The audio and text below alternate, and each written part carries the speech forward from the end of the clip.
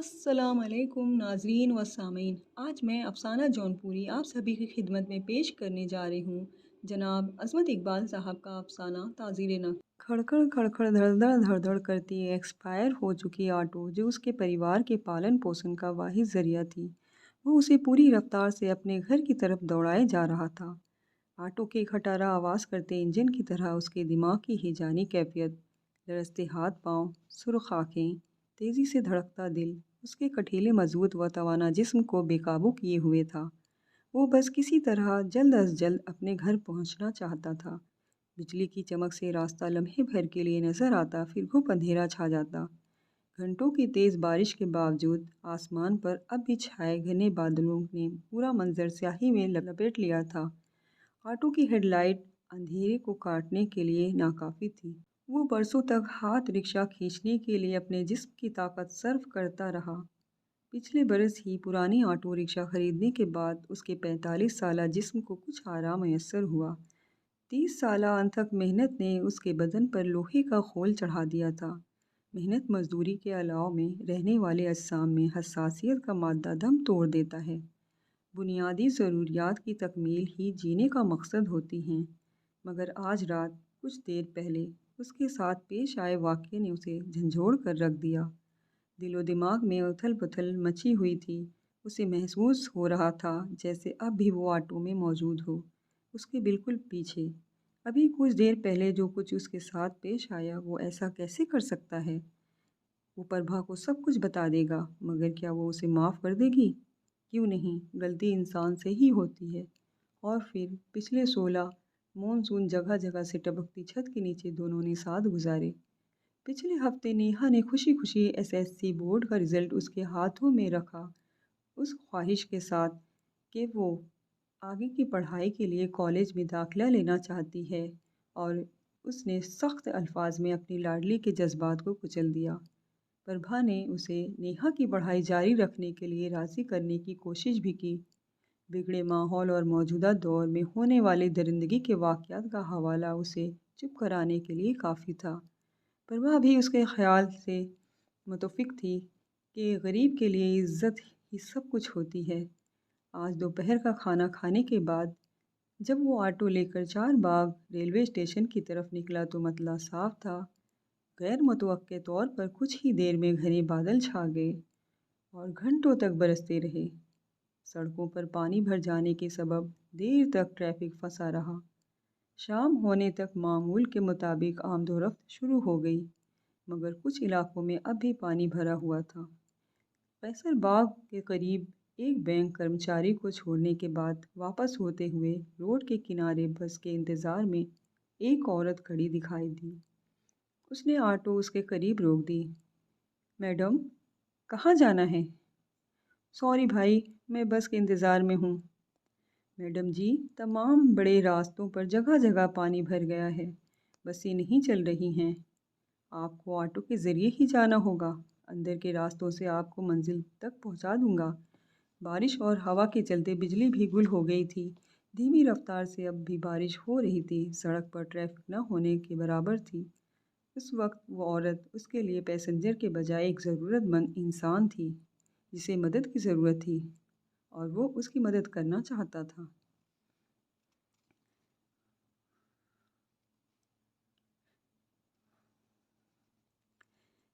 چلیے بیٹھیے میڈم جی، کہاں جانا ہے؟ کچھ دیر بعد آٹو بھی نہیں ملے گا آپ کو۔ اندھیرے میں کھڑی اس عورت کی جانب بغور دیکھتے ہوئے اس نے آگاہ کرنے والے انداز میں کہا۔ اس عورت نے کچھ دیر سوچا اور پھر ایک ہاتھ میں موجود فولڈنگ چھڑی کو کھینچ کر زمین پر ٹیکتے ہوئے فٹ پاتھ پر سے اتر کر آٹو کی طرف بڑھی۔ اب تک وہ سمجھ ہی نہیں پایا تھا کہ وہ عورت صرف اپنی چھٹے حس کی بنیاد پر اس سے مخاطب تھی۔ وہ آٹو سے باہر آیا۔ آئیے اس طرف۔ عورت نے اپنا ایک ہاتھ آگے بڑھایا۔ عورت کا ہاتھ تھام کر اسے آٹو کے پاس لے گیا۔ ہاتھوں کا لمس اور اس کے جسم سے آ رہی خوشبو، ایک لمحے کے لیے اپنے دل میں اس نے عجیب سی ہلچل محسوس کی۔ عورت پیچھے کی سیٹ پر بیٹھ گئی۔ عورت کی منزل تقریباً 3 کلومیٹر تھی۔ اس نے میٹر ڈاؤن کیا اور آٹو آگے بڑھا دی۔ عام طور پر وہ اپنے گاہک سے بلا ضرورت بات کرنے کا عادی نہیں تھا، لیکن عورت آرام محسوس کرے اس لیے اس نے پوچھ لیا، میڈم، اتنی رات گئے اس خراب موسم میں آپ اکیلے کیوں نکل گئیں؟ میں ڈانس ٹیچر ہوں۔ آج سپہر 3 بجے جب میں کلاس کے لیے نکل رہی تھی تو ماں نے منع بھی کیا تھا کہ موسم خراب ہے، نہ جاؤ۔ بات کرتے ہوئے اس نے آئینے میں دیکھا کہ عورت پرس سے رومال نکال کر اس سے سر کے بال اور چہرہ پونچھ رہی تھی۔ اندھیرے میں اس کا چہرہ سنگ مرمر کی مورت نظر آ رہا تھا، جسے اب تک وہ عورت سمجھ رہا تھا۔ وہ ایک ایسی کلی تھی جسے پھول بننے میں اب بھی کچھ موسموں کے رنگ دیکھنے تھے۔ بڑی چمکدار آنکھوں کو دیکھ کر کوئی بھی اندازہ نہیں کر سکتا تھا کہ یہ روشنی سے آ رہی ہیں۔ مجھے ممی کی بات مان لینی چاہیے تھی، اپنا دوپٹہ سراہی دار گردن پر پھیرتے ہوئے اس نے کہا۔ اس نے آئینے سے نظریں ہٹا لی۔ بھیا، ہو سکے تو تیز چلیے، مجھے کافی دیر ہو چکی ہے، ممی پریشان ہو رہی ہوں گی۔ اس نے دوبارہ آئینے میں دیکھا۔ گہرے رنگ کے لباس میں اس کا دودھیا بدن گویا کالے بادلوں سے چاند جھانک رہا ہو۔ اس نے پلٹ کر لڑکی کی طرف دیکھا۔ کپڑے بھیگ کر اس کے بدن سے اس قدر چپک گئے تھے کہ اس کے سینے کے نشیب و فراز گنبدوں کی طرح ابھر کر عیاں ہو رہے تھے۔ لڑکی اپنی گردن کے پچھلے حصے کو دوپٹے سے خشک کرنے لگی۔ اس نے آٹو کی رفتار تیز کر دی۔ اس کے دل کی دھڑکن آٹو کی تیز رفتار کو بھی مات دے رہی تھی۔ اسے اپنے کانوں سے گرم بھاپ نکلتی محسوس ہو رہی تھی، پھر اس کا پورا جسم گویا تپنے لگا۔ اس نے زندگی میں کبھی شراب نہیں پی تھی۔ وہ نہیں جانتا تھا نشہ کیا ہوتا ہے، مگر اس وقت وہ مدہوش ہوا جا رہا تھا، ایسی مدہوشی جو اس کی تشنگی بڑھائے جا رہی تھی۔ اب اس نے آٹو کی رفتار کچھ دھیمی کر دی۔ دوبارہ پلٹ کر دیکھا، لڑکی آنے والے طوفان سے بے خبر تھی۔ پرس کھول کر اس نے انگلیوں کے ذریعے کچھ تلاش کر رہی تھی۔ اس کی نظریں لڑکی کے چہرے گردن سے ہوتے ہوئے سینے پر آ کر ٹھہر گئی۔ وہ بار بار مڑ کر پیچھے دیکھتا، اس کی نظریں لڑکی کے بدن سے کھلتی رہیں۔ آٹو دھیمی رفتار سے سڑک پر جمع پانی کو چیرتی آگے بڑھتی جا رہی تھی۔ اس کے دل و دماغ پر درندہ حاوی ہو چکا تھا۔ باز اپنے پنجوں کو پھیلائے معصوم پرندے پر جھپٹنے کے لیے تیار تھا۔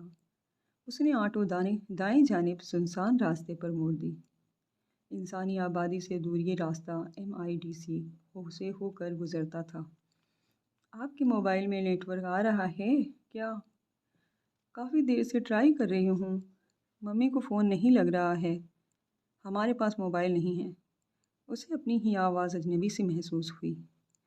تھوڑی دور چلنے کے بعد اس نے آٹو روڈ کے کنارے اتار کر روک دی۔ کیا ہوا بھیا؟ کوئی جواب دیے بغیر وہ آٹو سے نیچے اتر آیا۔ دونوں جانب نظر دوڑائی، دور تک کوئی گاڑی آتی جاتی نظر نہیں آ رہی تھی، اور کوئی گاڑی وہاں سے گزرتی بھی تو آٹو ایسی جگہ کھڑی تھی کہ کسی کی نظر نہیں پڑ سکتی تھی۔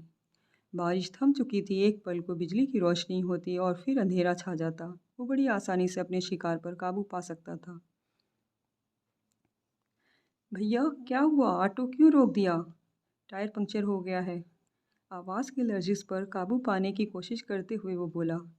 اس کا شیطانی دماغ تیزی سے کام کر رہا تھا۔ وہ اپنے شکار کی طرف بڑھا، دڑاک کی آواز سے بجلی چمکی۔ وہ پیچھے ہٹا، اس کا سر گھومنے لگا۔ وہ نیچے بیٹھ گیا۔ قریب پتھر پڑا ہوا تھا۔ داہنے ہاتھ سے پتھر اٹھایا، بایاں ہاتھ زمین پر رکھا، پنجہ پھیلایا، درمیانی انگلی پر پتھر سے اس شدت سے وار کیا کہ انگلی بہت زیادہ زخمی تو نہیں ہوئی، مگر چوٹ کے احساس سے دماغ سننا گیا۔ تنگ گلی کے کونے پر آٹو پارک کر کے گلی سے گزرتے ہوئے وہ اپنے گھر کے دروازے پر پہنچا۔ رک کر اپنی سانسیں درست کیں۔ کون؟ دروازہ تھپتھپانے کی آواز سن کر معمول کے مطابق پربھا نے پوچھا۔ ہم ہیں۔ کپڑے بدل کر کھانا کھا لیجیے، پربھا نے تولیہ دیتے ہوئے اس سے کہا۔ نہیں، ہمیں بھوک نہیں ہے۔ کپڑے بدلنے کے بعد اس نے چارپائی پر نظر ڈالی۔ نیہا گہری نیند سو رہی تھی۔ چراغ کی مدھم سرخ روشنی میں اس کا چہرہ چاند کی طرح چمک رہا تھا۔ وہ چارپائی کے قریب گیا، نیہا کے ماتھے پر ہاتھ رکھا، سر کو سہلایا۔ کل جا کر بٹیا کا کالج میں داخلہ کروا دیتے ہیں، پربھا کی جانب دیکھ کر اس نے کہا۔ پربھا کے چہرے پر حیرت اور خوشی کے جذبات صاف ابھر آئے۔ زمین پر لگے بستر پر پربھا کے برابر لیٹ کر اس کی آنکھوں میں ٹکٹکی باندھے خاموشی سے دیکھتا رہا۔ کیا ہوا؟ کچھ نہیں، سو جائیے، صبح نیہا کے داخلے کے لیے کالج بھی جانا ہے۔ کہتے ہوئے پربھا اس کے بالوں میں انگلیاں پھیرنے لگی۔ اس نے آنکھیں بند کر لی۔ کچھ ہی پل میں وہ گہری نیند سو گیا۔ اس کا چہرہ پرسکون نظر آ رہا تھا، گویا کوئی معصوم بچہ لوری سن کر پریوں کی دنیا کی سیر پر نکل گیا ہو۔